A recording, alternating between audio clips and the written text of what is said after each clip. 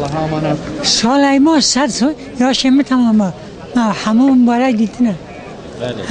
Are. Tzani. Hamı ahluzanı. Ye arve hamı ama yaş ratbu bir kere hamı. Said Efendi tabi bizim zamanımızdan değil. Babama dedemden biz sorduk. Büyük bir zatmış. Ondan biliyorum. Başka ben o zamanın adamı değilim. Yani babamdan dedemden işitmişim.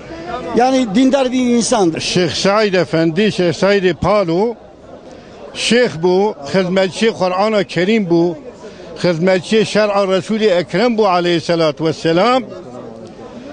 Ye has nekirin ev idam kirin bi tevi çil heft hava. Ev bi çil heft hav merfivi idam kirin. Zamanı İsmet Ünlü, zamanı vida idam kirin. Ev ne idam kirin ebun? Ev ye has kirin ebun. کسی که دین اسلام قرآن عظیم حس بکه اوانه اوسا اعدام ناکه کسی دوست خوده مرو جوان حس که کسی دشمن خوده و رسول خوده او مرو وانا حس ناکه شیخ سعید افندی نه اعدام کرنه بو چقا یاشامیش ببیا حقا فایده مسلمان فایده انسان ویجه چی بیا چمکو خدمتچی بن امر خوده تعالی دا بو اما اوانه که او اعدام کرن او ظالمن خدای نترسن dünyada ku خلاص bunji de ahirete ve çarpmışı ceza Rabbi aleme bibin. Tiştek berdesi Xudai خلاص nabe.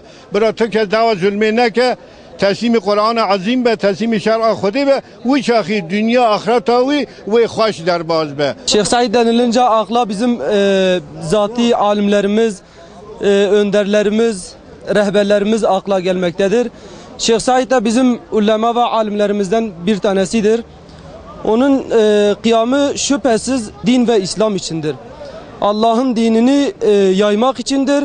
Şeyh Said kıyamı, Şeyh Said bize yıllarca yanlış tanıtıldı. Gerek Kürt isyancısı olarak bize lanse edilmeye çalıştı. Gerek laiklerin ve komünistlerin medyaları bize Şeyh Said gibi bir alimi, bir kıyamı bize yanlış tanıttılar. Bundan dolayı biz bundan şikayetçiyiz.